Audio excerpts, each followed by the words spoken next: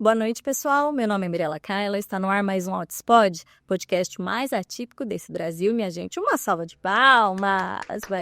Bem. Estamos aqui em São Paulo para mais uma leva de gravações. Você que está aí nos assistindo, você já se inscreveu no canal? Eu vou dar um tempinho para você corrigir este erro absurdo, custa nada nessa vida. Já se inscreve, deixe seu joinha, curte, compartilha. Pessoal, quanto mais vocês participarem daqui, mais tanto o YouTube quanto as outras plataformas vão entender a relevância desse assunto e levar para mais e mais famílias, né? Aquela pessoa que está em casa, insegura, às vezes descobrindo o diagnóstico do filho ou suspeitando, para que ela possa dar um Google ali e encontrar a gente, sabe? Que o Outspod possa ser um canal de rede de apoio para encontrar outras famílias, para encontrar os profissionais excelentes que eu trago aqui, com informação científica, né? Não cair aí nesses falsos milagres que a gente encontra pela internet, né? Por isso é tão importante deixar o joinha. Então, toda vez que você estiver assistindo, deixa o joinha, tudo isso conta. E para quem quiser e puder, se tornar membro do canal também é uma forma de ajudar aqui a produção de conteúdo. É por R$ 7,99 por mês aí no YouTube. Também isso auxilia, tá bom? Falando em apoio, eu quero falar para vocês do quê? Do IEPSIS. O IEPSIS é o Instituto de Capacitação para pais e profissionais sobre autismo e demais neurodiversidades. Gente, no IEPSIS vocês vão encontrar desde pós-graduação, né? Pós-graduação em aba, cursos longos, né? De muitas horas, com profissionais excelentes, até cursos mais curtinhos, pontuais, né? Que pode, de repente, você precisa para agora, que caiba no seu bolso. Lá em Emília Gama, Dr. Paulo Liberales, que são sócios do IEPSIS, eles têm essa preocupação de democratizar o acesso à ciência. É por isso que assim, a gente deu clique, sabe? Deu match aqui no Outspod, porque eles também têm esse propósito, sabe? Então, dá uma olhadinha.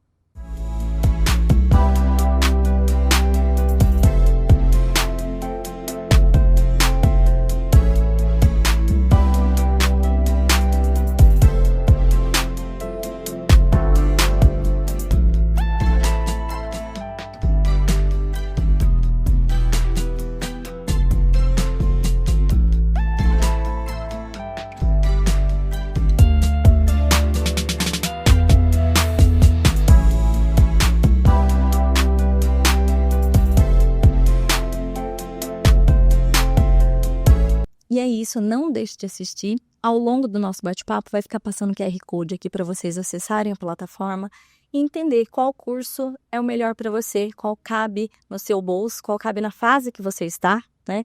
Às vezes a gente fica muito ansioso quanto mãe, quer sair abraçando o mundo, se matriculando em 800 cursos, né? E às vezes você não está dando conta, minha querida, nem de lavar o seu cabelo, veja bem. Então, você precisa analisar isso também, para não colocar mais uma pendência na sua listinha, né? Então, respira fundo, tenta entender que fase que você está, o que você vai dar conta. A gente, enquanto família, a gente vai precisar passar por uma formação contínua, né? Esse estudo não tem fim, é a nossa vida, né? E você, enquanto profissional, também. Então, dá uma olhada, tem muita coisa boa por lá, muita gente comprometida, né? Para vocês acompanharem, tá bom? Outra dica que eu tenho para dar para vocês é se você for de São Paulo ou aqui da região, quiser gravar seu conteúdo, então você não tem aí iluminação, não tem câmera, não tem microfone, você tem suas redes sociais, você quer gravar curso ou até mesmo fazer seu podcast, o Podcast Express, aqui mesmo onde eu estou gravando, a minha grande amiga Ingrid Monte e do Rony também, eles são sócios, montaram aqui esse espaço, também de uma forma acessível, sabe? Por valores mais acessíveis, porque, gente, essa parte de audiovisual é uma nota. Vai cotar aí pra você ver quanto que custa. É muito, muito, muito caro. Então, a ideia deles foi fazer algo mais simples, compacto, que pudesse atender de forma assim, otimizar. Para otimizar, agora vamos ao tema de hoje, minha gente. Um tema bem espinhoso, um tema que me dói bastante, porque é algo que eu vivencio. Assim, não com o meu filho, mas que eu vivencio no meu meio, com as minhas amigas, com o meio de mães que está ao meu entorno, e é algo muito, muito, muito comum. Então, você aí que de repente colocou seu filho em intervenção desde pequenininho, teve diagnóstico precoce, tá se matando para conseguir pagar parte da terapia, às vezes seu convênio não cobre tudo, às vezes você faz 2 convênios para conseguir uma cobertura aqui, outra ali, né? Enfim, tá dando seus corres, largou a sua profissão, se tornou terapeuta do seu filho, tá como AT dele, sendo supervisionada, mudou toda a sua vida, né? Gastando energia, dinheiro, tempo, cérebro do seu filho por anos. E tá aí, nessa luta, nessa luta, nessa luta. Naquela esperança o quê? Que melhore, né, gente? Porque terapia é para isso, intervenção é para isso, é para ter evolução. Não tem dessa. É para ter evolução. Senão você larga fazendo fotossíntese, vai ver TV, vai fazer qualquer coisa. É para evoluir. Não quer dizer que seja para evoluir igual o coleguinha, fazer comparação com a grama do vizinho. Não é sobre isso. Mas avaliando a sua criança, ela tem que evoluir, né? Então, uma intervenção que está sendo feita que não está tendo evolução, às vezes até mesmo apresentando regressão, pera lá, isso é um sinal vermelho gigantesco. Isso tem que ser conversado com a equipe, com o médico, isso pode ser tanta coisa. Ou intervenção que não está legal, uma comorbidade que até então não tinha se identificado e agora está demonstrando sintomas, né? Pode ser uma questão fisiológica de saúde, não é para ficar moscando, empurrando na barriga 1 ano sem ver nenhuma melhora. Isso é um absurdo. Isso é desonesto da parte dos profissionais que deixam chegar nesse ponto. Que a família, eu não culpo. A família é leiga. A gente acredita, né? A gente bota fé que entregou nas mãos de quem, sei lá, prometeu, né? E aí muitos colocam na culpa do autismo. Porque o autismo é assim mesmo.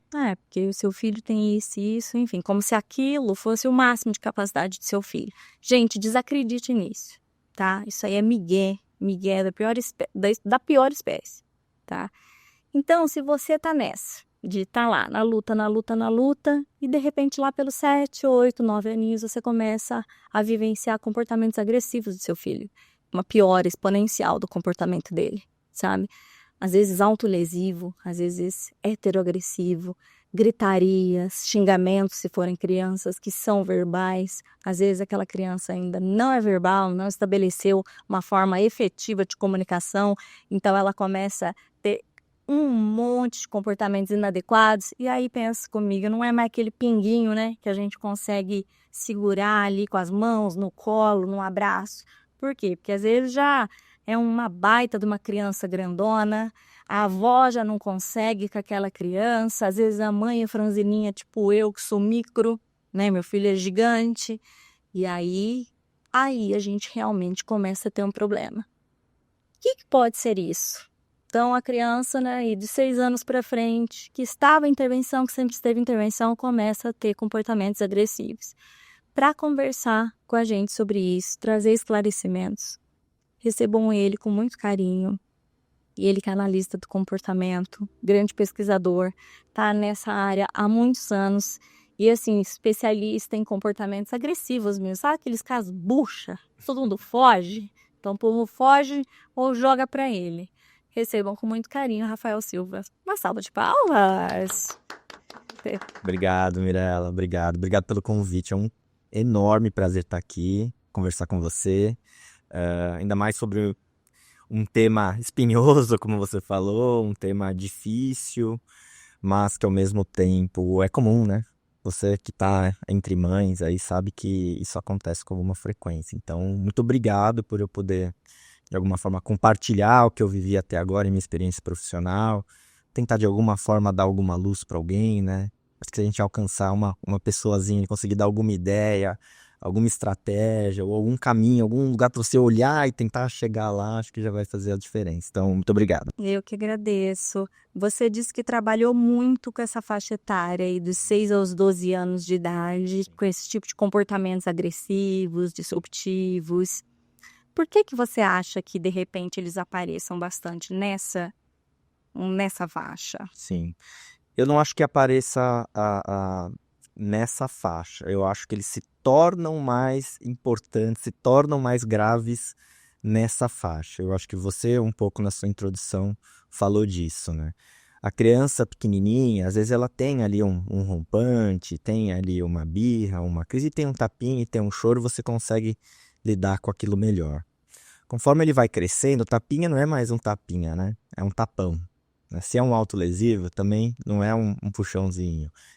É um puxãozão de cabelo, é uma mordida que deixa uma marca. Então, esses comportamentos eles passam a ter uma intensidade maior. Por que, né, que eles podem aparecer também mais frequentemente nessa idade ou mais intenso? Porque tem uma história por trás desse comportamento, tá certo?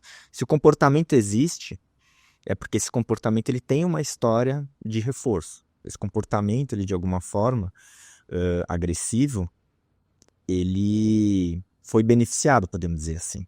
Então, pode ter acontecido desse comportamento, seja ele autolesivo ou ele um comportamento agressivo, tá certo? Ele ter funcionado para aquele indivíduo. Mesmo que o indivíduo não perceba isso, mesmo que a família não perceba. Então, o comportamento foi fortalecido nessa história aí de vida. Eu sempre gosto de falar que o comportamento agressivo, ele é fortalecido, ele é reforçado nas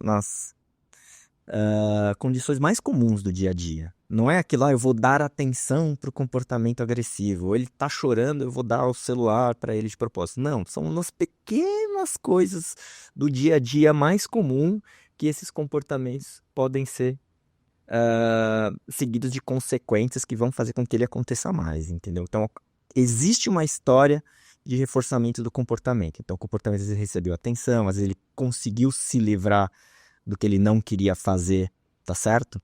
Com este comportamento. Então, fala, o menino tá numa boa, ele fala, vamos tomar banho. Ele, não quero, não sei o que. Então, tudo bem, vamos tomar banho quando seu pai chegar. Só esse não, tudo bem, ele já serviu para afastar ou para adiar um pouco o banho. Então, tá vendo que é uma coisa muito do dia a dia, né? Algo bem bloqueal, sutil. Não é algo, né? Não é algo planejado e é sempre por parte da família, da escola, na melhor das intenções. Falar, ele gosta de tomar banho com o pai, então vai tomar banho com o pai depois. Mas é uma pequena interação diante de um comportamento, já que a gente pode chamar de não apropriado, né, de gritar e falar que não quero, mas ele teve uma consequência que foi adiar o banho, então acaba funcionando. Então, esse comportamento ele vai ter uma história, né, conforme a criança vai crescendo, é a história de vida dela, e eles podem ir se fortalecendo de alguma forma. E pode ser que a forma dele, a pior forma do comportamento, que era um gritinho, que depois virou um puxão de cabelo, que depois virou uma mordida, ela também pode ir sendo favorecida, né? Porque eu não sou pai, você é mãe, você sabe muito mais do que eu, mas que em determinadas situações a família cede diante de comportamentos difíceis. Sim, sim. Porque não dá pra continuar ali. Ou ele tá berrando, pode se machucar, ou pode estar vindo pra cima de mim e tudo mais, e a família cede. E eu entendo isso, trabalho com isso há muito tempo. A questão é que muitas vezes quando cede no comportamento mais difícil, esse comportamento ele acaba sendo selecionado. Ele fica como estabelecido. Então, a criança, ela não pensa, olha, eu vou me bater para conseguir o que eu quero, eu vou para cima da minha mãe para conseguir o que eu quero. Ela muitas vezes não tem essa consciência, não tem esse planejamento. Nós somos feitos assim, né? As coisas que funcionaram para a gente acaba repetindo, né? Então, esse comportamento ele foi favorecido. Então, aconteceu por um motivo de segurança ou por um motivo social. Ali, estava na rua, estava no shopping, estava no restaurante, eu vou ceder, lógico, para não continuar essa situação aqui super desagradável, difícil, ou alguém pode se machucar. Mas acontece que o comportamento vai ser selecionado, entendeu? Vai ter um efeito nesse comportamento. E o efeito desse comportamento não é ali na hora, né? Na hora resolve a situação, né? Isso. Ele para. Sim. O efeito do comportamento é posterior, né? Ele acaba sendo fortalecido, né? Então, por que esses comportamentos podem acontecer mais nessas idades aí de 7, 8, 9, por conta dessa história de reforçamento e por conta de falhas, muitas vezes aí na intervenção, se é que o indivíduo teve alguma intervenção, em conseguir selecionar objetivos que dariam conta, né, tanto dos déficits de comunicação, quanto dos déficits de comportamento social, de conseguir esperar, por exemplo, que é algo muito difícil, né? Hoje em dia, difícil para nós, né? Sim. Difícil para todo mundo. Conseguir esperar e conseguir se comunicar de uma maneira bem funcional e apropriada, né? Então, os buraquinhos no repertório somado à história de vida, em que muitas vezes, né, como eu sempre falo, né, a história de vida, na melhor da intenção, a mãe fala, não, vai tomar banho depois, ou acaba cedendo diante de um comportamento mais difícil também, para proteção, às vezes, do próprio filho, né, para ele não se machucar, né, e parar aquele comportamento que é horrível, na melhor das intenções, é a mãe querendo proteger o filho. E esses comportamentos acabam sendo selecionados e fortalecidos. Então, não dá para colocar uma causa, sabe? É uma série de fatores que combinam e que convergem, né? Para nessa idade esses comportamentos estarem mais salientes, podemos dizer assim, né? Fora o crescimento da criança, como eu também falei. Eu penso que do que eu vejo, assim, muito comum de eu encontrar crianças nessa faixa de 7 anos que estiveram em intervenção a vida toda e não se comunicam minimamente. E eu não estou dizendo sobre a fala, viu, pessoal? Porque muitas vezes aquela criança ainda não fala mesmo. E não é esperado isso dela, porque ela está dentro do desenvolvimento dela e talvez ela não vá falar, tá? O que eu estou dizendo é de se comunicar. É uma criança que não está nem apontando. Ela já começa a gritar pelo que ela quer, ou jogar as coisas pelo que ela quer. Quer dizer, isso é um ensino básico, que era uma das primeiras coisas lá de trás, tipo um apontar. São crianças que têm capacidade motora para isso. Um exemplo tonto que eu estou dando aqui, né? Então, não sedimentou, não é que não foram feitos esses treinos, mas por algum motivo não pegaram, né? Então, coisas pequenas, assim, eu olho crianças inteligentes, crianças espertas, crianças capazes, com competência para se comunicarem de forma muito mais adequada do que o que elas fazem de simplesmente explodir. E esses treinos foram realizados. O que foi que falhou? Pode ser várias coisas, Mirella. Pode ter sido selecionado um objetivo que estava, por exemplo, aquém da habilidade que ele tinha naquele momento. Então, algo que era mais difícil do que deveria ser. Então, estava sendo exigido algo que era mais difícil para ele. Hoje, né, a gente tem muito, por exemplo, o uso de tecnologia associada à comunicação, né? Que eu sou super a favor, tá? Mas não é para todo mundo. E todas as pessoas precisam ter essa clareza, né? Para usar um sistema de comunicação mais sofisticado em um tablet, em um iPad e tudo mais, o indivíduo ele precisa ter determinados pré-requisitos para conseguir fazer daquele equipamento, daquele aplicativo a sua forma de comunicação. A forma de comunicação a gente não escolhe pelo procedimento, pelo produto. A gente tem que escolher pelo contexto em que ele vive, pelas habilidades que esse indivíduo tem naquele momento. Tá certo? Então, toda pessoa tem que, quando ela vai pedir alguma coisa, ela tem que olhar para o outro. Então, olhar para o outro é uma coisa que tem que ser feito, né? Então, por exemplo, muitos meninos que eu trabalhei no nível de esporte 3, crianças de 5, 6, 7 anos, um dos primeiros objetivos que a gente colocava ali, se ela não tinha essa habilidade, é de pedir por meio de contato visual. O que significa isso, né? Ela queria aquela coisa que estava ali comigo, aquele brinquedo, né? Aquela interação. A hora que ela olhava para mim, a gente reforçava. Aí olhava, reforçava. Olhava, reforçava. Olhava, entregava. Olhava, mas você não está exigindo nada. Não, estou exigindo que ela me olhe, que ela venha até mim. Que ela se aproxime de mim. Voltar lá atrás. Então, às vezes é uma falha dessa, entendeu? De não ter reforçado este comportamento. Eu tô conversando com você, tô olhando nos seus olhos, né? Se eu for pedir Mirella, eu preciso de mais água, eu vou pedir olhando para você. Então, reforçar este comportamento da criança olhar para você e ser seguido do que ela quer, sem exigir nada, sem exigir o apontar. É uma base, mas que é tão fundamental para se comunicar. Mesma coisa, quando eu peço algo para alguém, eu vou pedir algo para você, vou pedir algo para o Felipe, eu vou te chamar. Fala, Mirella, vem cá. O Felipe, tá.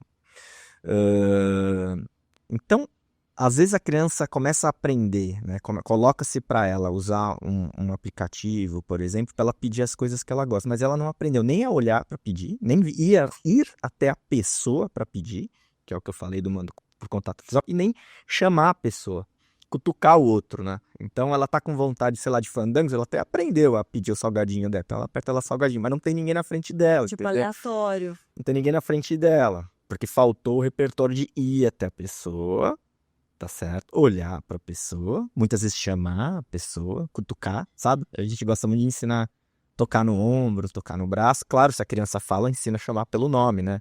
Ô, Mirella, mamãe, né? Ensinar o nome das pessoas. Então, por exemplo, essa falha nesses repertórios mais básicos e começar de algo um pouco mais sofisticado, ela pode ser um dos responsáveis por isso. Um dos, tá bom? Falha no repertório mais essencial e básico de comunicação, Faz todo sentido. né? Então, quando você pula uma etapa, então ele aprende algumas coisas, ele usa o comunicador, usa, ele sabe pedir por aquilo, mas só num contexto mega específico. Ele não aprendeu a ir atrás de alguém para lidar com a necessidade mais básica dele, entendeu?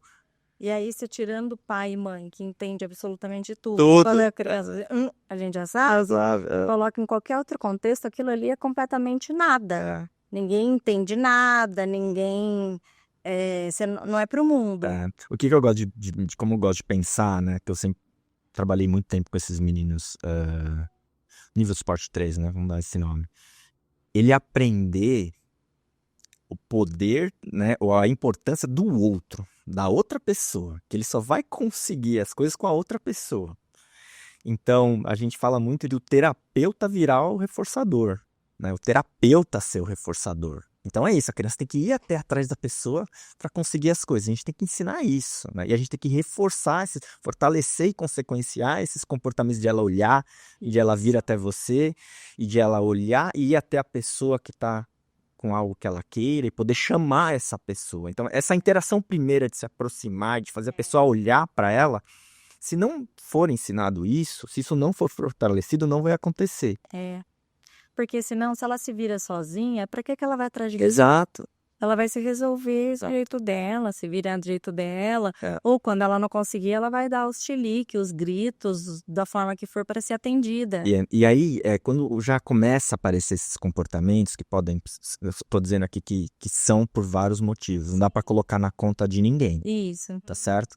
Que fique muito não claro. é pra caçar as bruxas. Não dá para colocar na conta do diagnóstico, não dá para colocar na conta da família, muitas vezes do terapeuta, enfim, são fatores que se somam, né? O comportamento é complexo, tá certo? De natureza biológica, comportamental, contextual, toda a história e tudo mais. Não dá para colocar na conta de um e de outro, isso eu tenho certeza. E pensando assim, se for selecionado um objetivo... lembrei que eu ia falar, perdão. Uma das coisas que pode acontecer, esses comportamentos já começam a aparecer, Mirella, então já tem o grito, já tem um comportamento agressivo ali, pode ocorrer de a família, para evitar essa situação difícil, começar a dar as coisas que esse indivíduo gosta e que ele precisa, de acordo com o tempo sempre. Então ele está sempre recebendo as coisas que ele, tudo no horário certinho, ali tem a comidinha, aí vem, Já se antecipa. aí vem, começa a antecipar tudo. E você vê que a família começa a ficar totalmente sob controle do tempo e de se antecipar para evitar qualquer tipo de comportamento, qualquer sinal de desconforto do filho, tá? Como mãe, eu não acho que isso é errado, entendeu? A mãe tá ali, que filho que tem. Isso, nós só estamos falando aqui, não é sobre julgar. Exatamente. É sobre analisar. Exatamente. Então, analisar causas, antecedentes, a gente entender, para depois se pensar em solução. Exatamente. E de forma nua e crua, de novo, sem caça às bruxas. É culpa disso e daquilo. Não, fatos. Vamos analisar fatos. Eu tô falando de comportamento. Né? Nós somos feitos assim. Então, por exemplo, se para evitar isso, que é algo que é muito difícil para essa família, então fica sempre nessa de antecipar, o que acontece para o comportamento do indivíduo, da criança, podemos dizer assim, de 6, 7, 8? Ela quase nunca tem muita motivação para pedir, porque para tudo que ela tem motivação, vem e acontece. Então, ela tá com uma fominha, vem e acontece. Tá com uma sedinha, vem e tal. Ela gosta de brincar de determinada coisa, aquilo acontece, e aquilo acontece, aquilo acontece, aquilo acontece. Então, fica difícil de ter uma motivação que é algo essencial para que ela faça um pedido. Tá certo? Eu estou falando do comportamento, e não a caça às bruxas, como você falou. Não estou culpando ninguém aqui, eu estou falando do comportamento. É assim que nós somos. Para pedir algo, a gente precisa ter a necessidade. Sim, senão Ponto a final. gente se mexe. Senão a gente não se mexe. Se não tiver a necessidade, se não tiver um contexto adequado, a gente não pede. Isso. Tá certo? Então, esse contexto pode também não favorecer, nesse contexto de sempre de antecipação, não favorecer a ocorrência desses pedidos Comunicação. de comunicação. E também fica retroalimentando a rigidez. Porque, veja, é sempre... A gente alimenta aqueles rituais. Porque sabe que na quebra daqueles rituais vem o, sei lá, o Katrina vai passar na nossa casa. Então, você alimenta porque você está sem saúde para lidar com a Katrina. E aí também não é feito um treino de flexibilização e tolerância com a frustração, que é o que eu vejo muito nessa faixa etária. Então, ou não sabe se comunicar de forma adequada, então tem esses comportamentos agressivos, ou não tem a tolerância ao não e responde de forma agressiva, né? E uma rigidez absolutamente excessiva, também esses quebras de padrões e responde de forma muito agressiva. Perfeito, perfeito. Então, é tudo uma engrenagem, né? Eu lembro muito, assim, eu lidei com muita coisa, assim, do Arthur, de todas essas questões, assim, né? E tem até uma história que já é até batida aqui no canal. Então, teve uma época que o Arthur... Eu vivia aprisionada, quer dizer, eu criava soluções, tipo assim, estratégias para lidar com uma coisa do Arthur, depois eu ficava refém da estratégia que eu criei, né? E aí depois eu tinha que criar outra e tal. Então, na época que ele ficava, sei lá, enrolando para tomar banho, enrolando para se trocar para ir para a escola, enrolando para não sei o que, não. Como o Arthur é muito competitivo, então eu criei um negócio de quero ver quem chega primeiro. É, sim, cara. Legal, foi ótimo, por, sei lá, 2 semanas. Daí nisso virou um negócio que, tipo, e aí eu sempre tinha que deixar ele ganhar, Sim. né? Então aí já partimos para uma outra parte, não pode ganhar sempre, Exato. né? Então aí eu tinha que escolher. E aí nessas questões, a gente teve um problema com ele com campainha. Então tinha a campainha da casa da minha mãe e a campainha da clínica. Que ele tinha que descer correndo e ele tinha que apertar a campainha. Ah, sim. Né? Ah, se não fosse ele a apertar a campainha. Katrina. Total. E aí isso virou objeto também de flexibilização. Virou uma questão, né, de entrar ali em intervenção para flexibilizar isso, porque eu fiquei refém de campainhas, no sentido de que muitas vezes já nem dependia de mim. Vamos supor, começava a segunda-feira, e eu ia levar ele na terapia, eu não ia começar a segundona apertando a campainha. Tá bom, essa campainha do primeiro horário do dia é do Arthur, né? Sou obrigada, tudo bem. Só que aí eu chegava na entrada da clínica e desceu outra criança primeiro, e a criança apertou. Sim. E aí o Katrina chegou. Difícil. E aí é isso, o mundo é isso, né? Então aí você tem que lidar. E eu lembro até hoje, um dia... cansativo pra caramba, na época que o Arthur tinha sido pós-pandemia, ele tinha retornado à escola, porque na pandemia eu também fiquei como AT dele, então eu que aplicava em casa as terapias e tal, mas aí depois ele já tinha retornado às clínicas, então eram umas semanas, assim, ainda de adaptação, porque ele tava com uma agendinha de CEO de empresa. Sim. Tô acordando muito cedo, terapia a manhã inteira, aquela correria do almoço, já levando, trocando no meio do caminho para levar para a escola, né? Depois da escola, ele tinha, sei lá, o judô, o kung fu, já chegando tarde com a burra na casa da minha mãe. E aí de noite eu cheguei, assim, descendo com a mochila, descendo com os brinquedos e apertei a campainha. Eu apertei, eu falei, sabe?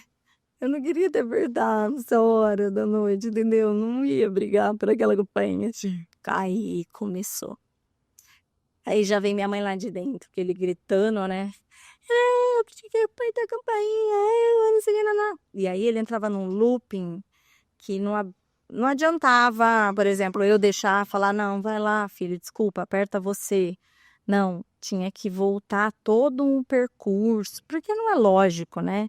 Então era como se a gente tivesse que zerar lá de trás para começar tudo de novo, para que ele chegasse, descesse, apertasse a campainha. Não ia fazer isso. Não tem condição nenhuma.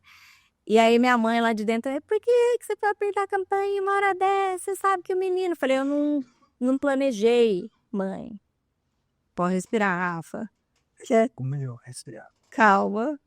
Toma mais água. Você precisa sair. Respira. Segurando a tosse aí. Ai, péssimo segurar tosse. Não faça isso. Não segure tosse. Respira, respira. Não. Segurar a tosse é o pior, porque da hora que ela vem, a hora que ela vem por todos os, assim, né? Tipo assim, ela vem no nariz, a orelha, no olho, tudo. Imagina. Tá tudo bem? Tá com água aí? Botar mais água. Deixa a voz voltar, ó. Tá, fica aí, não precisa falar. Mas se você sair pra ir ao banheiro, você sai. Se ele não for falar, você só pega e sai. Enfim. E aí eu sei que o que você apertou agora? Mas eu também não queria ter apertado essa campainha agora. Eu também tava super cansada, enfim. Bom, e foi um caos. O Arthur desregulou em absolutamente. A minha preocupação era só assim, vamos colocar ele pra dentro de casa, porque era de noite, a gente tava na rua, né? Então vamos entrar, né? E ele naquele looping que tinha que voltar, começar de novo, tem que voltar, começar de novo, tem, tipo assim, totalmente ilógico, né? E aí minha mãe e meu pai não conseguem, também tinham que se meter. Aí eu pus meu pai e minha mãe de castigo no quarto, aquelas assim, né? Porque senão, Tamanho e pá de castigo é boa. na casa deles, né? Tipo, eu na casa deles, minha mãe e o pai de castigo nesse ca- Mas porque se tem plateia assistindo, isso ia tornar muito pior. O Arthur ia demorar muito mais para se regular, porque ia ter plateia, aquilo ia ficar, né? Então eu falei, meu pai e minha mãe, tipo assim, deem licença. Vocês vão, sei lá, pro quarto, se fechem lá e ninguém sai até a segunda ordem, porque agora aqui é comigo. E aqui vai ser sala eu por quanto tempo? Foi uma coisa de 2 horas e meia.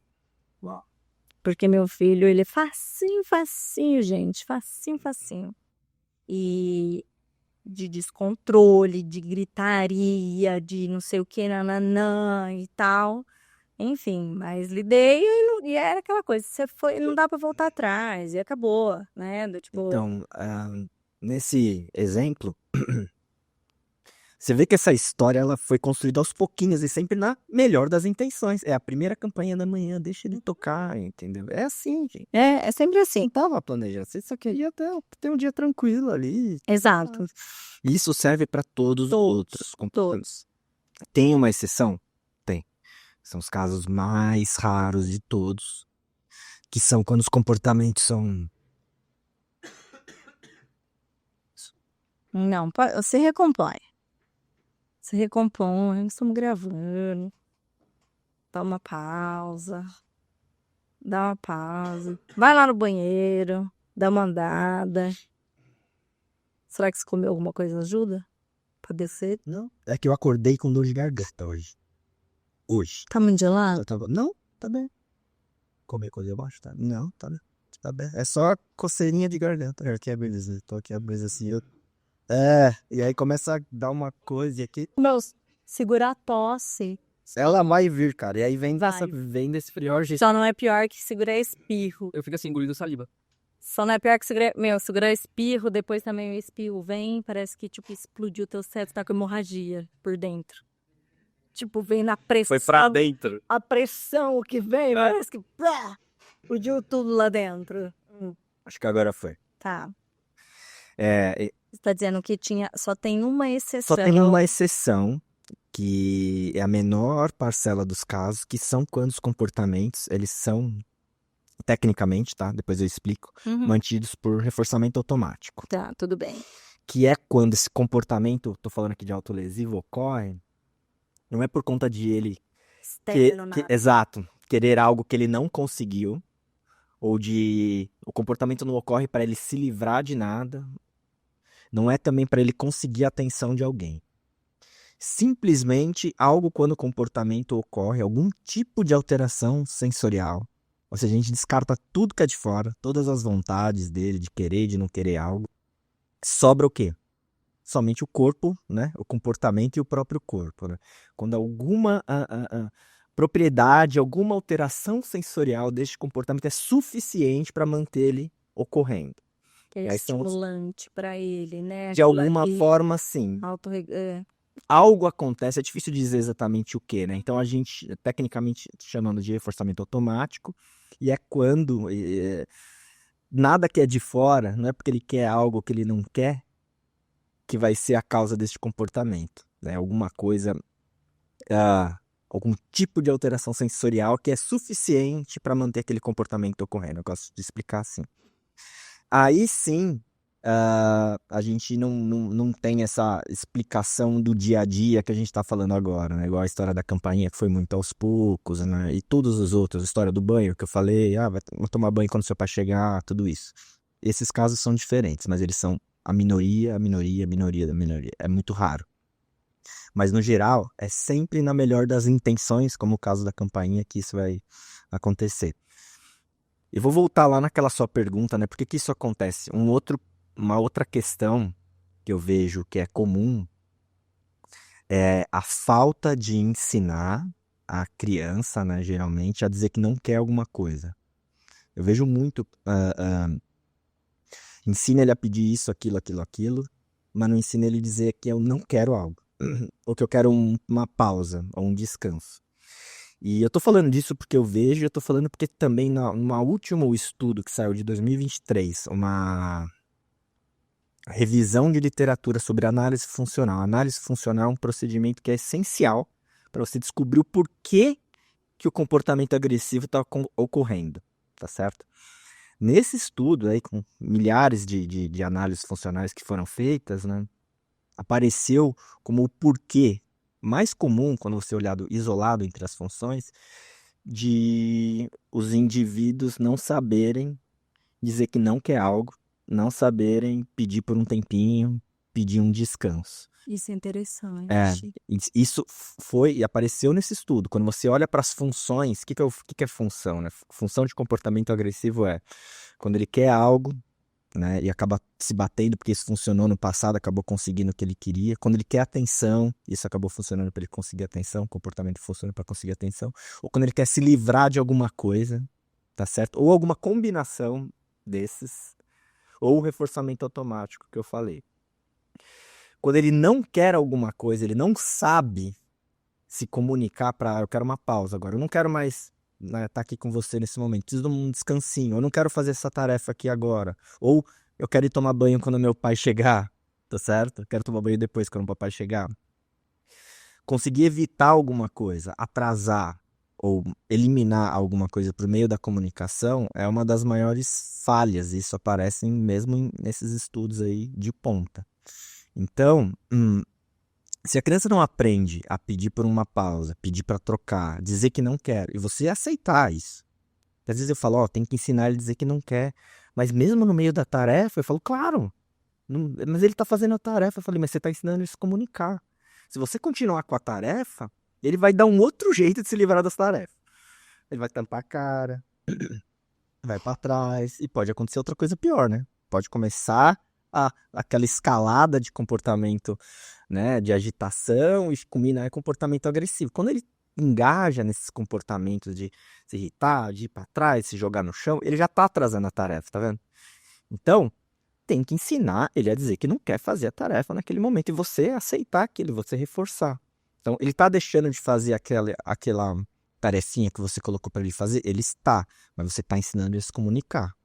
Tá? E como que eu faço para ele voltar para a tarefa? Aí é nossa responsabilidade, agora estou falando como terapeuta, de a gente conseguir criar uma condição legal, criar um momento de terapia que ele queira vir até você, trabalhar com você e fazer aquela tarefinha, né? A gente fala, você que tem que saber, né, identificar e criar reforçadores, coisas que o indivíduo gosta, para que ele queira estar ali com você.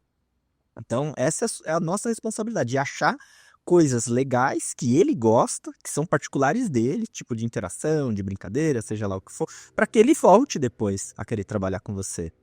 Então, ele pode dizer que ele não quer fazer a tarefa. E como que ele volta? Ele volta porque ele quer, que você conseguiu motivar ele para voltar. Esse é onde a gente quer chegar. Então, existe essa falha também de ensinar e de reforçar muitos dos meninos a dizer que não quer. Tá? E aí acontece às vezes uma coisa que é interessante, né? Que a gente ensina ele a dizer que não quer e ele começa a dizer que não quer o tempo todo, né? E aí falou, nossa, Rafa, ele começou agora a dizer que não quer o tempo todo, né? A hora que eu chamo ele, ele fala que não quer. E aí o que eu faço? Eu falo, olha, é um problema. Concordo que é um problema, mas é um tipo de problema, eu sempre falei isso, é um tipo de problema que eu gosto de ter, que eu quero ter. É um menino que pede um monte, né? Ele tá se comunicando ali verdadeiramente, dizendo que ele não quer algo. Então, esse moleque vai conseguir negar várias outras coisas que ele não tiver a fim de fazer em vários ambientes, em vários locais. Ele, de fato, tá se comunicando. E aí a gente resolve o fato dele de dizer que não quer muito com esse lado aí de criar uma condição favorável para que ele queira estar ali com você. E isso é difícil, né? E a gente Inventando, se tentando ser reinventa. legal, Exato. buscando reforçadores. Expondo o indivíduo a coisas diferentes, né? Às vezes eu falo com alguns psicólogos profissionais e falam, ele tem poucos reforçadores, né? Ele gosta de muito poucas coisas, isso é comum, né? O indivíduo gosta de algumas Sim. coisas só. E a pessoa fala, a solução é, vou fazer mais avaliações de preferência. Avaliação de preferência é um procedimento que a gente faz que é para criar um ranking entre as coisas que ele já gosta. Então, a avaliação de preferência não cria novos reforçadores. Isso você só vai ranquear as coisas que ele já conhece, que ele já gosta. Isso é avaliação de preferência. O que precisa ser feito com esse menino? Expor ele a coisas diferentes. Então, você botar na sua agenda de terapeuta que toda, sei lá, terça-feira, das 10 às 11, você vai mostrar um jogo novo. Você vai fazer uma brincadeira social diferente. Você vai tentar...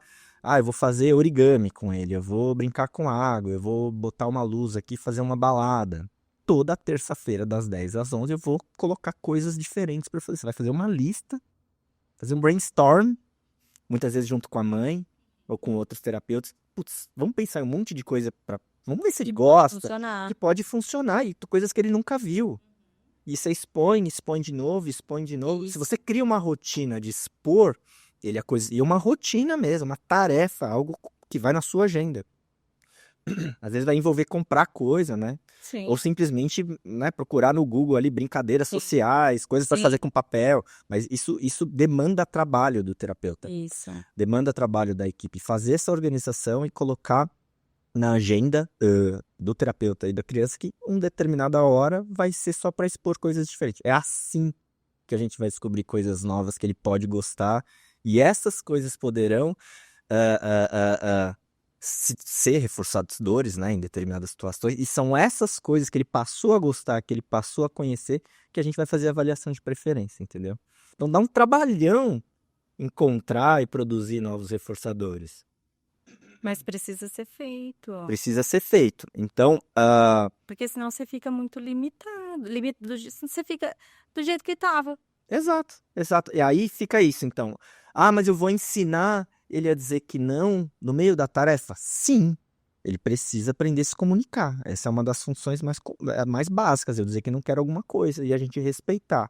Como que ele volta? Ele volta porque você também está fazendo um trabalho de descobrir mais interesses dele, descobrir mais coisas legais para ele curtir estar naquele momento com você, terapeuta, coisas que ele vai se interessar, brincadeiras novas, e muitas vezes pode ser brincadeiras sociais, claro, não é só o brinquedinho que você vai mostrar, não, coisa que você vai fazer junto com ele, que ele vai se divertir, que depois ele vai poder até fazer com os coleguinhas da escola, enfim. Então, esse é o ponto, entendeu? Tem que fazer a coisa completa. Então, você ensina ele a dizer que não e reforça, mas você também está trabalhando em como produzir mais coisas que ele goste, que aí ele vai querer trabalhar com você, ele vai voltar para continuar. Ampliar esse repertório, né? E criar uma conexão. Ele realmente querer estar com você. Isso. Então, por isso que tem sim que ensinar ele a dizer que não quer. E eu digo que é dizer que não quer, muitas vezes as pessoas confundem assim, por exemplo, apresentam, ó, Mirella, você quer essa caneca, né? E a criança tem que responder entre sim ou não.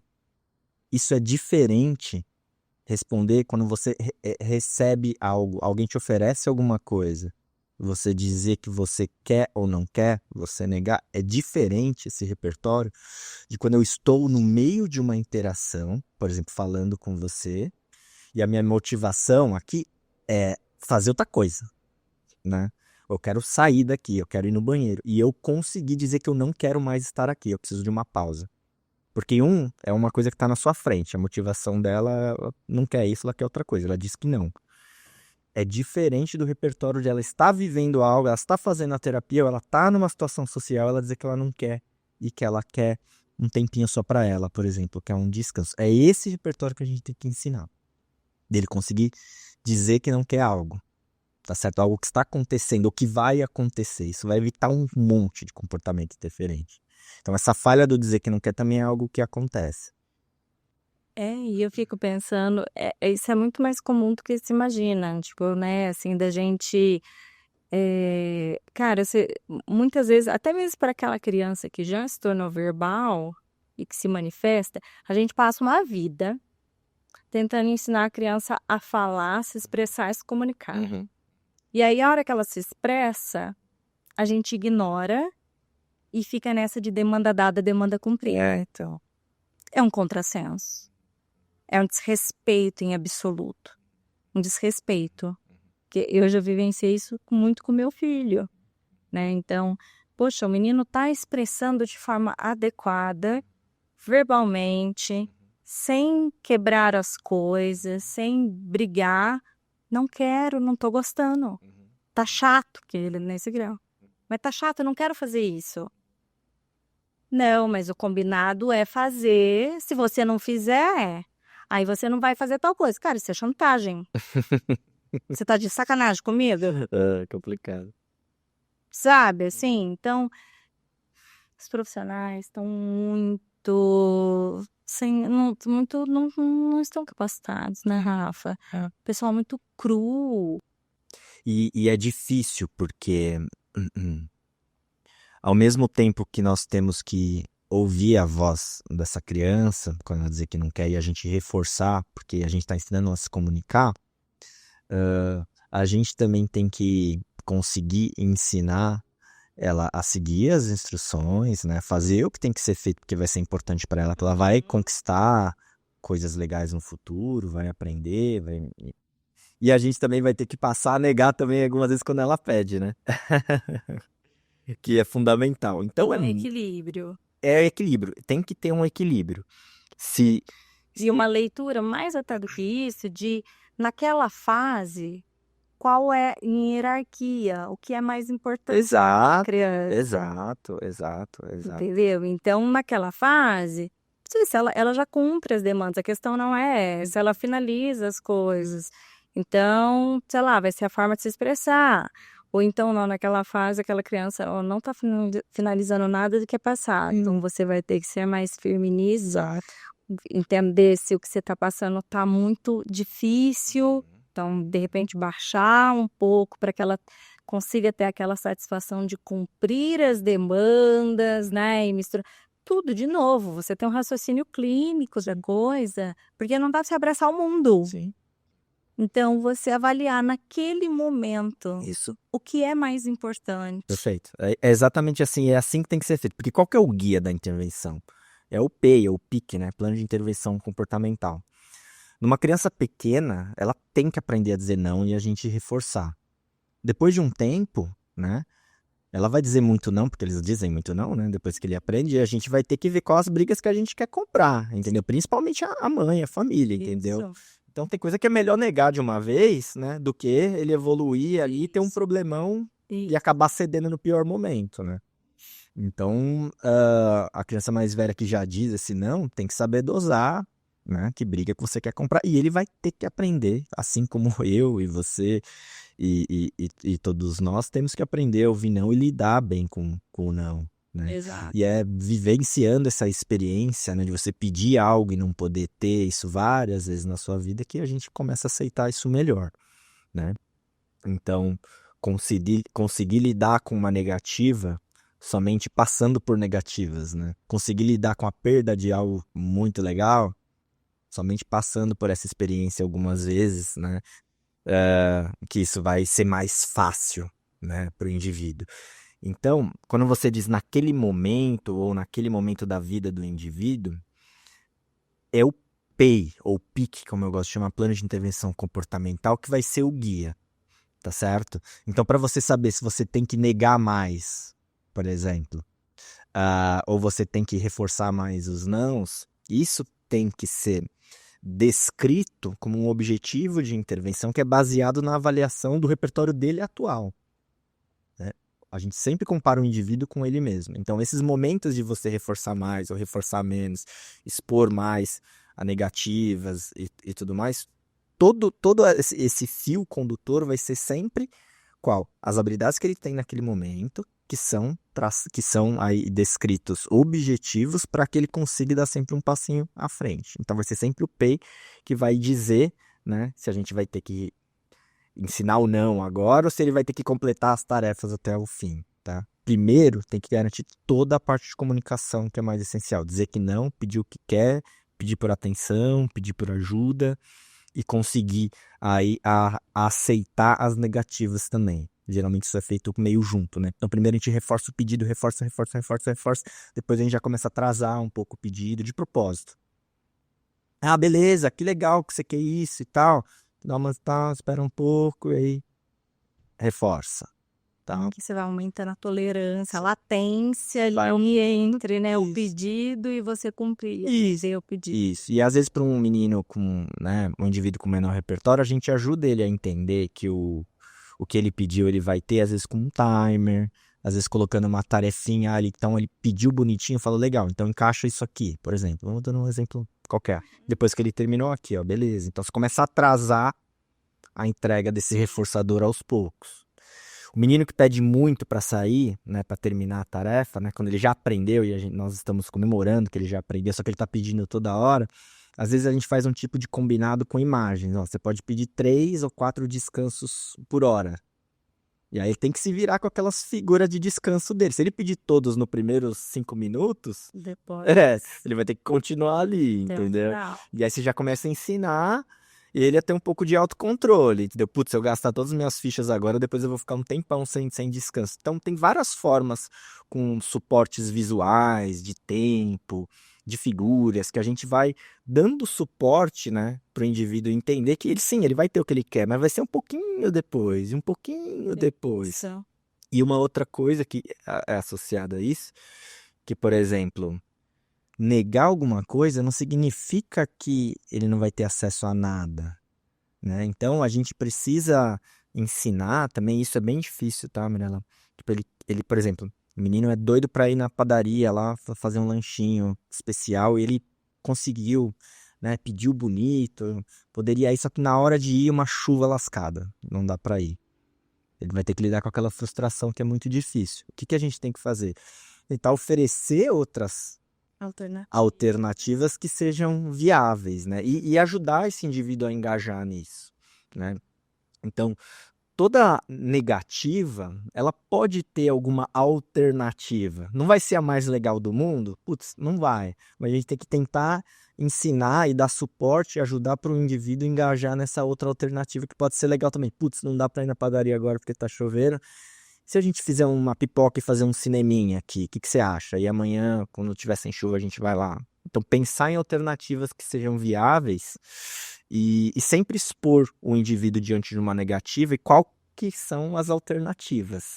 Porque só falar não e deixar no vácuo Não adianta. dá dó, assim, de, poxa, como que ele desova aquela frustração? Porque você sabe que a partir do não vai vir a frustração. Lógico.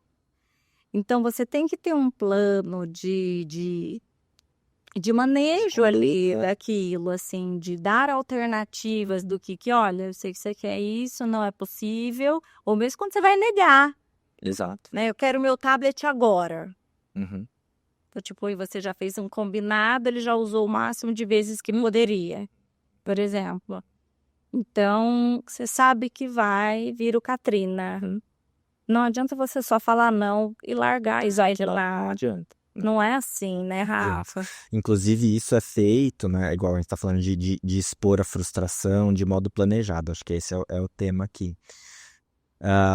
Você combina com ele, ó, você vai ter 1 hora de tablet de noite. Depois de 1 hora de tablet, o que a gente vai fazer? Claro, se a família tiver, a mãe geralmente, né, tiver disponibilidade de tempo, ó, filho, você não vai ter o tablet nessa 1 hora, mas a gente vai brincar de cabaninha, sei lá. Pensando que se a mãe tiver disponibilidade, nem todas terão, que vão estar fazendo outras atividades. Mas o ponto é, fazer um planejamento já junto com o filho, ou com o paciente, né, se a gente já falando de um terapeuta, do que pode acontecer e que vai ser legal também na hora que acabar o tablet. Pra dar aquela amenizada. Pra dar aquela amenizada. Porque senão é muito cruel, né? Exato. E você prepara ele, fala, putz, vai acabar. Em algum momento eu não vou poder ter mais. Mas eu sei que você já antecipa que vai ter a disponibilidade de algumas outras coisas. Né? Então esse é um jeito de você frustrar com cuidado, entendeu? O morde-a-sopra. É isso. É isso. E conseguir fazer isso de modo sistemático e frequente, você vai preparando ele para as frustrações ali do dia a dia e da vidinha dele. Então tem que expor, mas tem que exponha de um jeito mais planejado.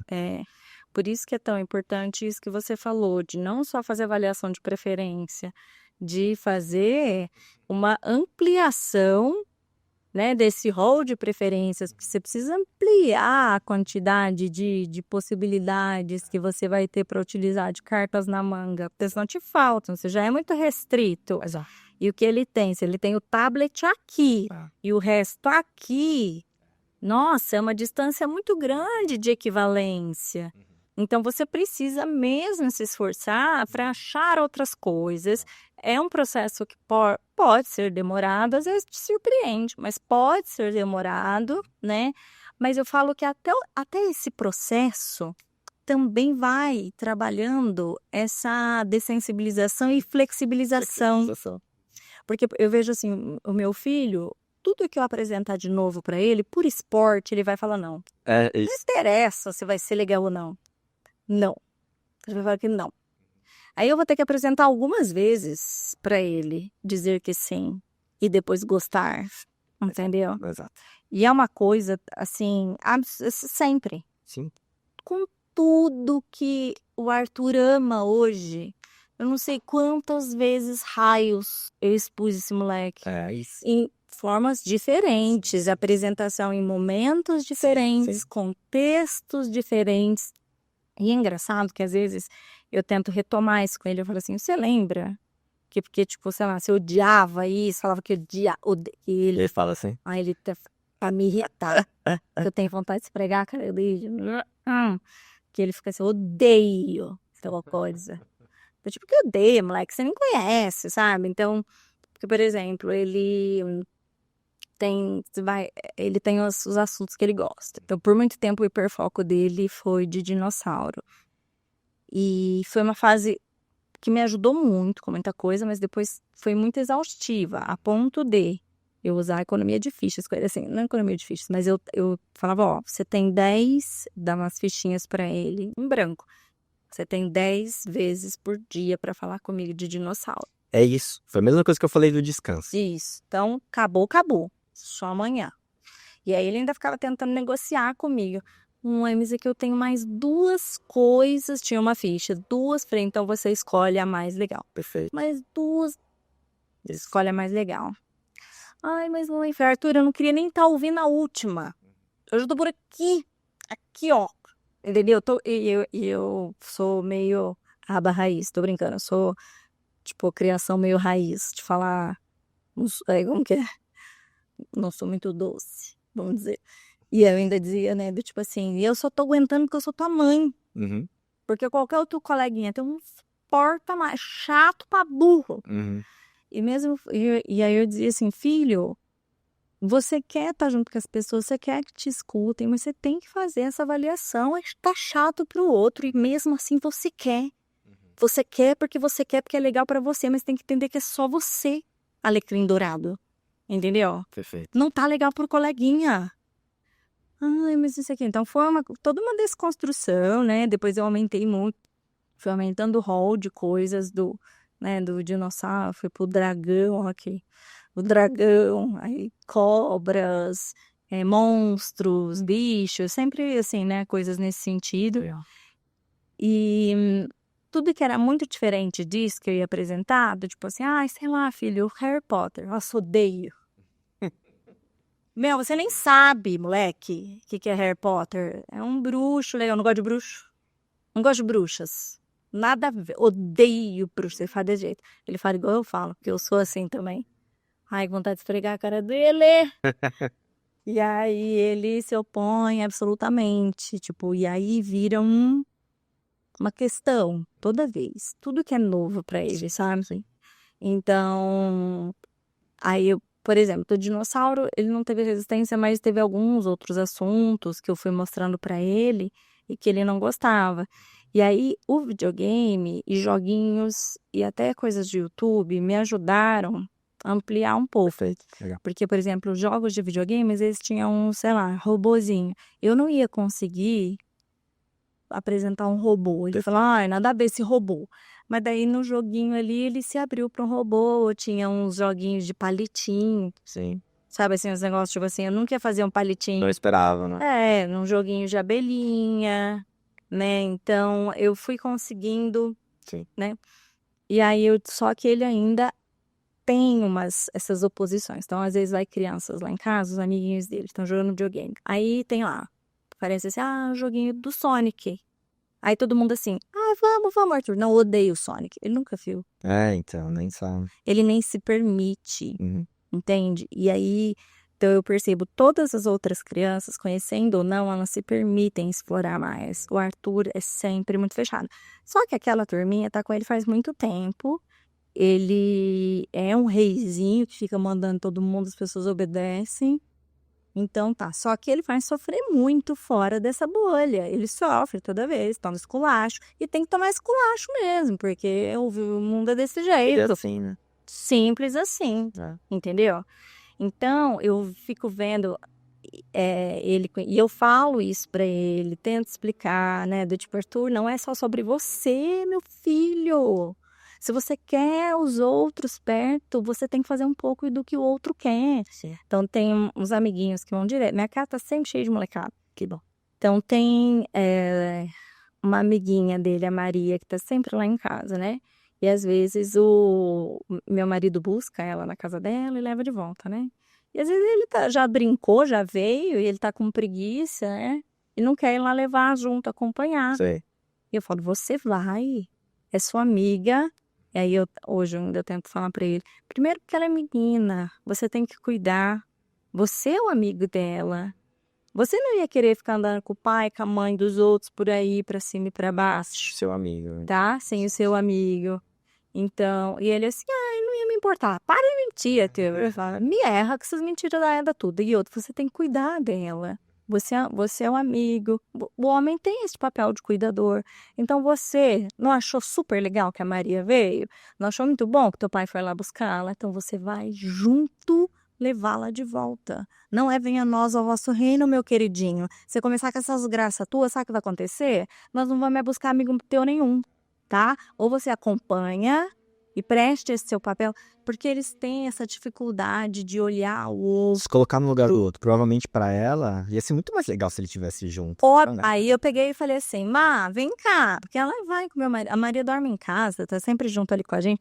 Acaba que, por conta do Arthur, eu sempre fui a tia da recreação, eu sempre busquei muito crianças pra estar junto, porque eu precisava não só nos aniversários para eu dar essa continuidade fora da escola. Eu queria todo fim de semana, todo sexta, sábado e domingo, eu queria sempre.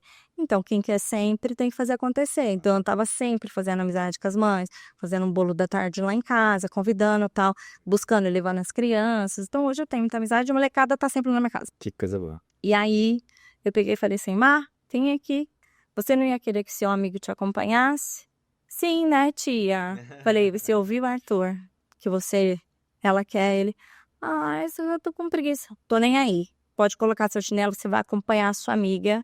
A hora que descer do carro, você vai descer com ela até lá na entrada. Isso aí. E vai ajudar ela ainda a carregar a mochila. Né? Do tipo, porque tem essa questão de dificuldade de prestar atenção no outro, mesmo querendo. Sim. Né? E fica triste, fica isso, fica aquilo. Mas enfim, mudei de assunto. O que eu tava voltando pra falar era das fichas que eu dava pra ele, dos assuntos que ele tinha, né, para falar, porque ele me cansava o cérebro. Sim. E eu pensava, meu Deus, esse moleque deve saturar demais os outros, porque a minha preocupação é sempre os outros, né? A gente tolera ali enquanto mãe, né? Quando ele já tem o repertório, aí a gente tem que ajudar a dosar. Isso, a dosar. Que é o papo que a gente estava tendo aqui. Primeiro tem que ensinar a dizer que não. É. Depois ele tem que dosar. Uhum. E nós, né? Eu como terapeuta, você como família, a gente tem que ficar ponderando, né? Quando você vai reforçar e quando não. Você vai ter que fazer isso. Você tem que fazer porque é importante que você faça. Como o exemplo da Maria, que ele tem que se pôr no lugar do outro. Você pode falar 10 vezes por dia de dinossauro. Acabou. É isso, Depois acabou. Acabou, entendeu? Sim. Mas você teve as suas 10 momentos, entendeu? Exato, aí você escolha melhor, faça melhores escolhas. Você vai querer queimar a tua ficha. Teve várias vezes, ele ia, mamãe, eu ia... Não, deixa, que depois eu vou querer falar uma outra coisa. Isso. Escolha melhor. Muito legal. Porque não é toda hora que a gente pode falar tudo que a gente quer. Então, pondere o que você quer, as suas escolhas, né? E uma outra questão também que é importante, né? Nisso de... Vai dizer não, mas tem que ter alguma outra coisa, né? É bem comum falar, nossa, o que ele gosta, né? Eu sempre pergunto isso. O que ele gosta de fazer? Não gosta de nada. Eu gosto só de uma coisa específica. A gente não pode parar aí. Eu, de novo, como terapeuta, supervisor, enfim, essa resposta, ela não tem que falar, nossa, putz, eu tenho esse problema, agora vai ter que ser assim, vai ser muito difícil. Não, isso tem que me dar, ser um combustível para o que eu vou fazer, que coisas que eu vou apresentar, com qual frequência, quantas vezes eu vou repetir cada vez essa brincadeira, ou esse brinquedo, ou essa atividade, ou essa interação, para tentar, né, fazer com que essa pessoa goste de mais coisas, né? Então, isso tem que... ele não gosta de nada, ele gosta de ser disso, tem que ser já o primeiro sinal para sua ação de planejamento, de expor ele a coisas diferentes. Né?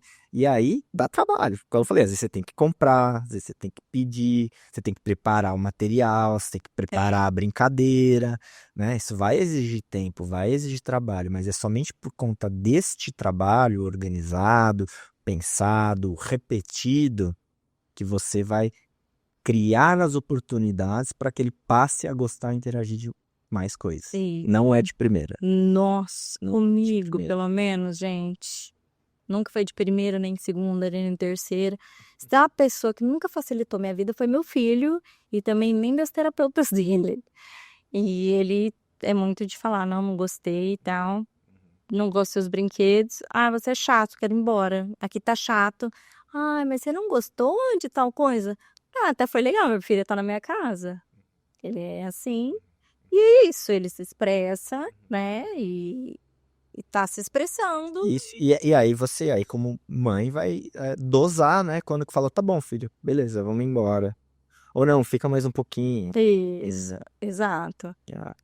E o Rafa, e aí quando dentro desse cenário que é assim, então tá a intervenção e essa criança tá apresentando esses comportamentos agressivos e tal, em casa, mas aí vai falar com a terapeuta, falar, mas então é só na sua casa? Aqui tá tudo mil maravilhas.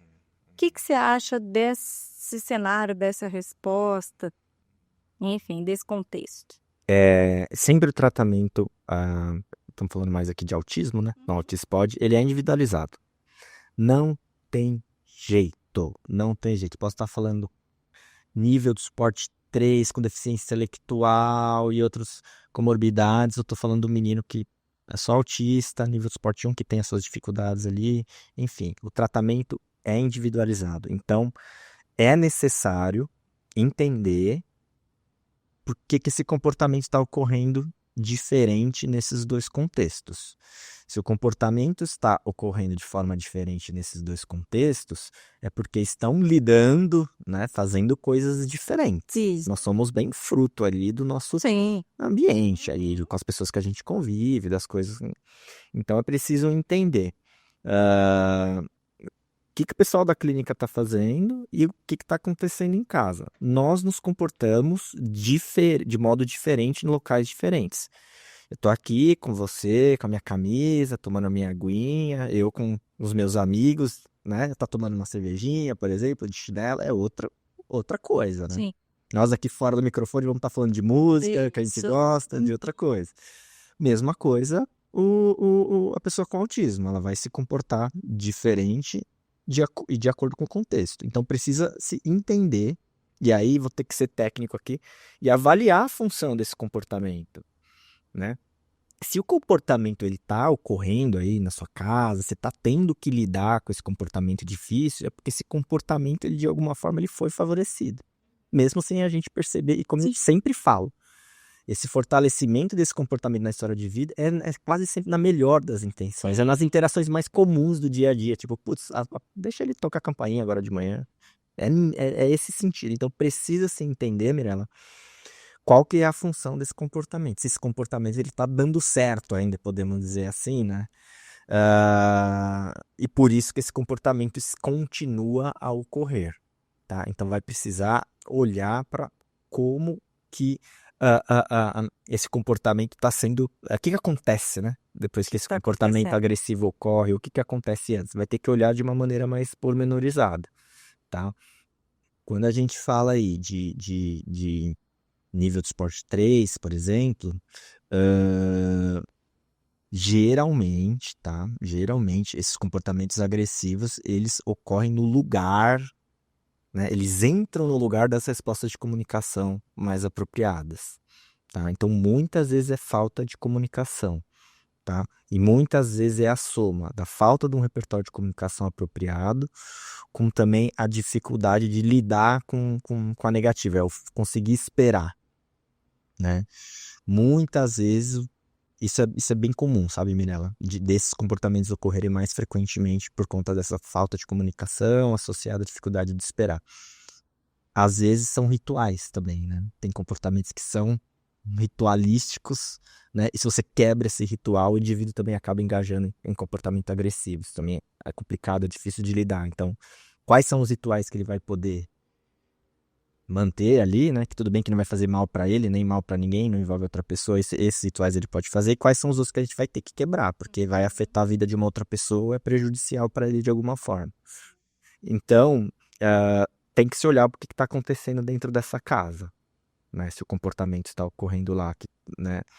Provavelmente vai se encontrar aí falhas buracos, podemos dizer assim, no repertório de comunicação e comportamento social do indivíduo, e precisa-se, às vezes, pensar em um novo planejamento, né, de como lidar, como melhorar a comunicação dele, como ensinar ele a esperar no contexto de casa. Sim. Tá? Não dá para fugir disso. O tratamento é individualizado, então a gente precisa entender o que está acontecendo naquele contexto. Se não acontece na clínica e acontece na casa, tem alguma coisa ali, entendeu? Vou dar um exemplo muito pessoal. Quando a minha sobrinha, minha filhada era muito pequena, ela se comportava muito diferente na casa da minha mãe, que era a avó, que fazia tudo possível, né, pra criança até hoje e tal. Então, ela entrava na minha casa quando ela era pequenininha, uns 2 anos e meio, eu morava com a minha mãe na época, então ela entrava na casa da avó e já meio emburradinha, assim, sabe? Porque ali aqueles comportamentos funcionavam muito, né? O que foi? Não sei o que, acaba conseguindo tudo aquilo com a vovó, enfim, era muito mais manhosa. E as choro, birras apareciam muito mais frequentemente na casa da avó dela, que reforçava tudo, que na casa da mãe, né? Que lidava de uma forma diferente ali. Então, a cara dela mudava, sabe? Isso é fruto do ambiente. De novo, né? Claro que a minha mãe estava fazendo dando o melhor possível para a neta dela enfim, a neta dela hoje já é uma moça, já ama mais que tudo, né? A vovó querida, né? Mas você vê que é fruto daquele ambiente. Né? Tá. É fruto daquele ambiente. Então, o comportamento ele vai seguindo os caminhos de acordo com o ambiente. Então, o que fazer? Não tem uma resposta genérica. É preciso olhar para o que está acontecendo ali. Se, né, de novo, colocando numa caixinha, se a gente vai falando de nível de suporte 3, pode ser falhas mesmo de comunicação e dificuldade de esperar que acabam favorecendo a ocorrência desses comportamentos agressivos. A minha questão é assim, ó. Os pais que provavelmente, então, já foi estabelecida ali uma rotina que favorece ou retroalimenta o comportamento da criança. E aí, ali não se sabe o que vem primeiro, o ovo ou a galinha, só sabe que você está vivendo aquilo, né?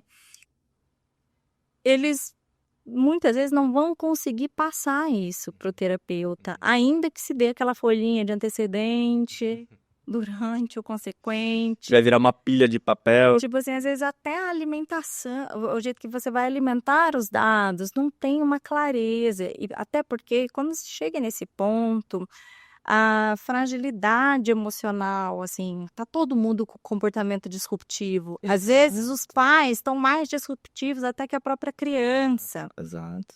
Entendeu? Então, é possível virar esse jogo se não for um terapeuta mesmo, se não for um analista lá para fazer essa triagem, olhar, né, e fazer uma avaliação e depois, sabe, mudar a rota ali não digo para ficar sendo a terapia em casa necessariamente, a terapia pode ser feita em clínica depois, que esse plano de intervenção for montado, que seja, mas eu digo porque às vezes fica nessa da família retratar, mas ela não consegue, gente. Ela não tem conhecimento técnico, científico para isso e às vezes não tem visão, porque ela tá tão no meio do furacão do negócio. Tem famílias, né? Sempre igual, tratamento individualizado, tem que ficar claro, tá? Então tem famílias que precisam de orientação. Que você orienta, consegue ir e vai. Tem algumas famílias que precisam de treinamento. Então leva lá na clínica, treina, vai em casa, treina. Eu vou fingir que sou seu filho, tá? Eu vou fazer isso, aí você vai fazer comigo. Aí treina, faz com o filho, tal, e vai. Mas tem famílias que já estão, por conta até desses comportamentos agressivos, mais adoecidas, né? Você deve saber disso. Sim. É muito comum, é muito comum o núcleo familiar adoecer, às vezes a dissolução do núcleo familiar por conta de comportamento agressivo, isso tem pesquisa, os pais se separam, né, quando tem comportamento agressivo. É mais comum do que quando não tem comportamento agressivo. A família adoece, o irmão, a mãe. Então é preciso olhar para essa família, porque se for uma família que está adoecida, não vai adiantar nem a orientação, nem o treinamento, você está entendendo? Não adianta, a família precisa do quê? Tratamento. Então, isso é um olhar que a gente tem que ter para as pessoas. Porque não adianta eu falar, olha, você tem que reforçar, fazer 100 oportunidades para ele pedir pelo que ele quer, não dá tudo na hora que ele quer. Não vai adiantar, ela não vai conseguir. Então, por isso que o tratamento é tão individual. Você tem que conseguir entender, né? Tem que conseguir, de alguma forma, perceber, né? Junto à família, que é o seu cliente, que pé que tá aquela que família. pé que tá. Se orientar vai ser suficiente, se treinar vai ser suficiente ou não. A gente precisa cuidar dessa família, encaminhar, tá certo? Mostrar de alguma forma que, olha, né, acho que tem que melhorar, você precisa se cuidar, você precisa olhar para você, né? Você precisa pensar na sua saúde também, não só do seu filho, para que ela consiga se cuidar para assim conseguir aí talvez, né, mudar a forma de lidar com o filho, com algo mais planejado que foi passado por um analista do comportamento, entendeu? Entendi. Então assim, não, mesmo sendo tratamento individualizado, tem família que não vai conseguir fazer. Que às vezes você vai dar demandas para aquela mãe que ela não vai ser mais uma demanda. Igual você mesma falou, você tem que olhar pra você. Às vezes você não tá conseguindo nem ter o seu tempo de tomar banho tranquila, entendeu? Como que eu que vou vir de fora lá com meu óculos, com a minha barbinha, ó, faz isso, isso, isso, isso, isso. Não vai dar, entendeu? Não vai dar. Como que vocês dão esse feedback para as famílias? Do tipo, ó, é dado esse feedback? Tem que dar. Tá, Tem tem que que dar, dar. tem que dar. E aí vai muito da conversa ali, entendeu? Uma das coisas que eu pergunto é assim, mas e você, como é que tá? Aí às vezes a família já Tu vai chorar. desaba, Não, eu entendeu? não posso receber essa pergunta, no caso. Mas é porque, ó, eu falo assim, ó, se chegam pra mim e falam assim, ó, você precisa se cuidar. Mentalmente eu vou falar, ha, ha, ha. Entendeu? Ah, é o autocuidado, blá, blá, blá. Então, tipo, é de comer, é de ler, não sei, é de comprar. São temas que, assim, hipocritamente, eu até faço aqui, falo pra você, mãe que tá aí, vai se cuidar, querida, a gente precisa se cuidar, precisa se olhar. Mas eu nem sei como que isso encaixa É, na vida real. exato. Ponto. Então, se falam comigo, assim, olha, vamos supor, essa conversa vem do tipo, você precisa de cuidar, do seu marido também e tal. Eu não posso até não falar nada na hora pra pessoa, mas aqui dentro tá assim, ó, blá, blá, blá. Porque, tipo, blá, eu não sei na prática. Agora, você fala assim, querida, eu vou te falar pra você. Vocês estão pior que seu filho. Tem a menor condição de fazer o tratamento aqui, sabe por quê? Vocês estão adoecendo o filho de vocês. É que eu aguento, tá? É porque tem gente que de repente não aguenta essa martelada. Mas pra mim, né, o meu perfil. Então você não dá pra tratar aqui, porque você tá nos quimba, realmente. Então assim, ó, vai ter que ser feito em clínica o tratamento de seu filho, vai precisar ser outra pessoa. Ele tá tendo os comportamentos aqui, só que não vai dar. No momento eu não posso pedir nada pra você. Isso. Porque você não tá dando conta de absolutamente nada. Então a situação tá feia. Então, assim, então agora, seu filho vai pra uma clínica e vai ser feito lá. Só que eu preciso que enquanto ele esteja sendo tratado lá, vocês se tratem aqui. Não, filha. Isso. Daqui a pouco ele volta pra cá, daí vocês vão estragar ele de novo aqui, bom. Então, assim, tipo, sei lá, seria uma mensagem que eu ia entender. Sim. E aí eu ia falar, ai meu Deus, então tá bom, por conta do meu filho, Sim. não por mim, que é essa noção do meu auto. Todo mundo tem que comer legumes e fazer exercício físico. Você entende? Não, mas aí, Mirella, a gente tem que tentar de alguma forma mostrar com cuidado. Sim, Ó, não tá vendo? precisa ser igual eu tô falando, Putz, graças a Deus cê- eu não sou Tô psicóloga. vendo que você cedeu bem na hora, tentar mostrar alguns exemplos que são reais e que são recorrentes e que de alguma forma ela consiga olhar para isso e olhar que isso tem um efeito importante no comportamento dele, né? Então não adianta eu falar para ela se cuidar. Eu falo, ó, você tem um terapeuta? Eu conheço vários que são bons assim. E aí você fala, como que eu vou fazer? Você precisa de ajuda. Senão você já tava fazendo, tá certo? Senão você já tava fazendo. Então, muitas vezes a ajuda, encaminhamento para psicoterapia e para o médico psiquiatra, às vezes é o que a pessoa precisa e ela não enxerga. Isso de fato faz diferença, tá certo? Encontrar um bom terapeuta, um bom médico, se é que essa família precisa, isso vai ajudar. Isso às vezes é algo que vai fazer com que ela consiga começar a mudar a forma de se comportar e consiga talvez aí passar a engajar em uma das demandas que vão fazer diferença para melhorar o comportamento em casa, entendeu? Eu sou técnico e cientista, então eu faço as coisas de acordo com a ciência, né? A ciência vai mudando e a gente vai mudando também. Então, se eu consigo perceber que há algum nível de adoecimento, né? Eu não sou médico, eu sou psicólogo. Então eu tenho que tentar encaminhar, entendeu? Que somente dessa forma ela vai conseguir comer o legume, se é que tem que comer o legume, e fazer academia, se é que tem que fazer academia. Sozinha não vai dar, tá certo? Mas isso também é delicado, porque às vezes, quando que essa pessoa vai fazer a terapia, né? Tem dinheiro para fazer a terapia dela? Então é difícil. Então Sim. tem que se olhar família por família, caso por caso. Mas não é para todas as famílias que eu, como psicólogo, terapeuta, supervisor, vou passar tarefas e vai mudar o comportamento da família, porque muitas vezes a família não vai dar conta, Não, simplesmente. E nós temos que, nós eu digo como terapeuta, psicólogo, temos que ter essa sensibilidade. Talvez pensar num novo modelo de atendimento, tá? Porque tem uma coisa, Mirella, agora eu vou falar como psicólogo, analista do comportamento. Se eu tenho um serviço, você tá com seu filho no meu serviço, e o serviço, né, esse tratamento, essa intervenção não está produzindo mudanças positivas, eu começo a entrar num dilema ético. Porque o meu tratamento tem que ser eficaz. Isso. Eu estou recebendo do convênio ou do seu dinheiro para que ele melhore. E se ele não está melhorando, eu entro num dilema ético, porque ele tem que melhorar. Então, eu tenho que ver quais são as condições que vão fazer ele melhorar. Preciso fazer uma avaliação, e nessa avaliação envolve aí a família, entender o que está acontecendo e tudo mais. Se eu estou vendo que tem muitas questões familiares ali que está, de alguma forma, dificultando, está faltando muito, porque a mãe não está conseguindo levar, porque a mãe está adoecida, por exemplo, né? Isso está prejudicando o atendimento dele. O que eu vou fazer? Putz, vou tentar de alguma forma tentar cuidar dessa mãe para que ela consiga trazer o menino, porque só assim talvez ele vai ter avanços, né?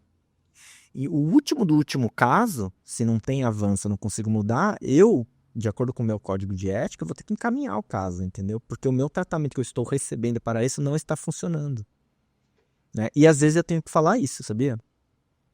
Assim. Eu tenho que falar isso, que é a ponta final. Fala, olha, se continuar desta forma, eu vou precisar sair de acordo com o meu código de ética, eu preciso encaminhar, porque o tratamento tem que funcionar, mesmo que seja de pouquinho, entendeu? E meus dados aqui, tem que trabalhar com dados, estão mostrando que não está. Na minha avaliação, uma das questões é essa, tal. Então, tenho, às vezes, que apresentar esta condição de não vai dar para continuar se for dessa forma. E aí, o que eu faço? Vejo como que eu consigo fazer essa família engajar. Se é primeiro indicando um tratamento até para a família, ou se é por meio de treinamento, que eu falei que é outra opção que às vezes funciona bem, treina, ou orientação em alguns outros casos, entendeu? Então, vai ser individualizado. E a ponta final de não funcionar nada é o encaminhamento, entendeu?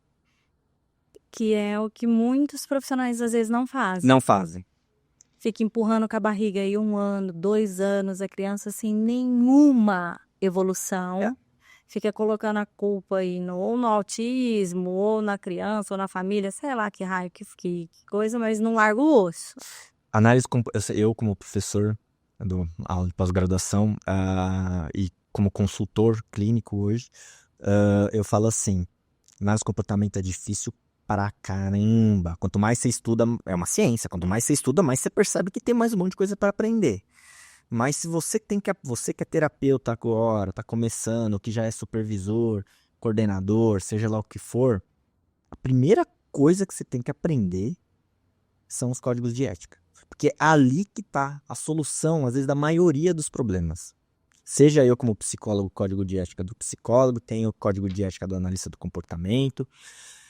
Ali estão descritas a maioria das respostas. Você não posso continuar com o caso, não está avançando, o tratamento tem que ser eficaz, então eu vou encaminhar, vou ver qual que é o problema aqui, se eu não conseguir lidar com esse problema, eu tenho que encaminhar.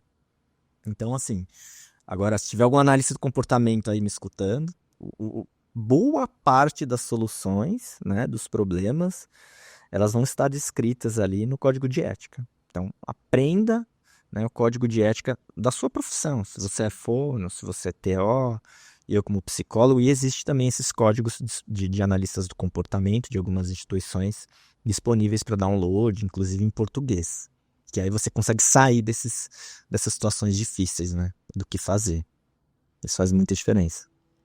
Desse tema que a gente falou, Rafa, você acha que faltou pontuar mais alguma coisa que você queria acrescentar? Tá. Eu acho que assim, né? Estão aparecendo, né? O tema principal, comportamentos mais difíceis, comportamentos agressivos com 6, 7, 8 ou 9 anos. O plano de intervenção comportamental tem que estar adequado a essas necessidades. Então, se está ocorrendo comportamento agressivo em casa, seja lá onde for, tem que ter um objetivo no pique de redução de comportamento agressivo.